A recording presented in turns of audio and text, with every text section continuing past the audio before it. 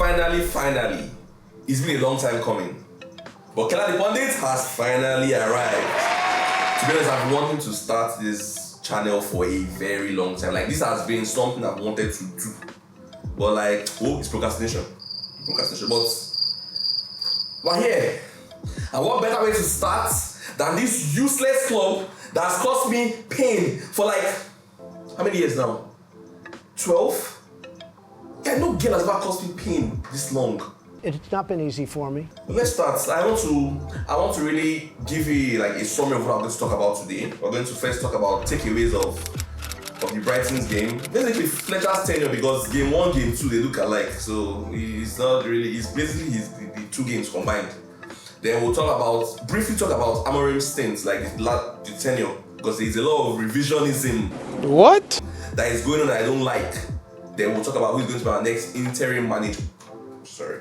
interim coach. We'll talk about those 3 things in this video. Let's start. Now, yesterday, my first takeaway from yesterday is, it's not since yesterday I even found it out. I've always known Dalo is trash. Dalo is trash. You know, there are some players that are. Let's talk about fullbacks now. There are fullbacks that are good going forward, but they are like, okay, usually those ones are usually bad defensively. We have the normal Trent. I've not seen, in my own lifetime, I've not seen 10 fullbacks offensively better than Trent in my own lifetime. There's that type. Then there's the inverse of the ones that are good defensively but not really good going forward. You have your Wan-Bissakas, and there are obviously some examples like that. Sure. Then there is Dalo, who is trash going forward. I think it's even worse. No, he's worse defending than going forward. Yes. It's hard to wait to. Bro, that guy is trash on both sides. Let me not put it like that. He's trash. This guy has stayed in Manchester United for over, I think, 8 years. The only thing this guy has improved on his game is his long throws. How do you spend 8 years as a defender in your team, and the only thing you've improved is your long throws? That is that kind of player that the more you look, the less you see. He goes forward. You're like, this guy is going forward. He's never going to produce anything for you going forward. See the chances he missed yesterday. The first one, okay, anybody can miss it. That second one, bro, you say, okay, they will say, he's a defender. Bro, you're a defender, square the ball. You shot it like, let me not, like, watching that guy just annoys me. Because there are players that when you watch, you know you are going to be annoyed. Dalo is one of them. Or Onana used to be another one. You know you are going to be annoyed when you start watching them. Secondly, another thing I found out yesterday was, and it's not, as I said, it's not just yesterday, the proof has been there throughout this season.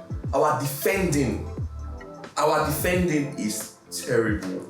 Notice I didn't say our defenders. Our defending, meaning from front to back, is bad. Let's start with front. The pressing structure is disjointed. Today, Bruno wants to press forward. SESKO will just stand. He's not even covering someone's shadow. He's just standing. It's as if he doesn't know what he wants to do. Tomorrow, Kunia wants to move. I'm not like, bro, you guys can't people press in unison. I'm thinking about pressing. If you are going to press, the whole team has to do it, because football is meant to be compact. So if you're going to be compact, you're going to either compact defensively or compact forward. But the whole point is to be compact. Not this. If you've got in the front four, they are pressing and the midfield is sitting back. That's whole midfield. What's supposed to be? Are we renting that space in the middle? What is going to happen there?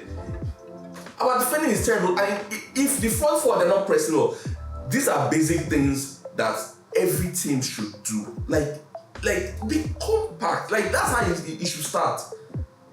Our midfield, Ugarte, Aminu. See, Ugarte, when we signed him, he was supposed to be the midfield destroyer. I was fooled. I was fooled. Ugarte, you fooled me. But I'm not fooled again. I have seen you for what you are, a fraud. You are not good. Like, how can we be relying on 45-year-old Casemiro to be in our midfield 2026? Like, if Casemiro is in our midfield but are looking lost, how is it even possible? Meno. The problem I have with Meno is he ball watches a lot.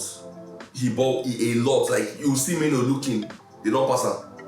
Now on the ball self, he's not proactive like that on the ball. Like, he has this one touch, but like he's not someone that's going to play those line breaking passes. You walk through like De Jong now, Pedri. You see those are his mates. So Don't be those are his mates. Those are people that you're supposed to be watching.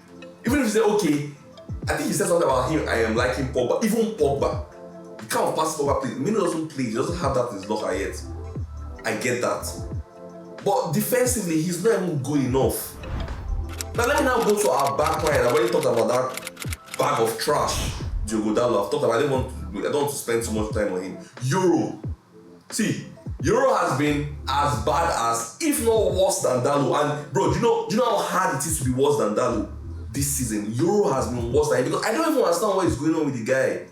Some people say it's not his lack of game time. Bro, how are you going to get constant game time if you are playing trash when they play you? He has not impressed me in any game this season.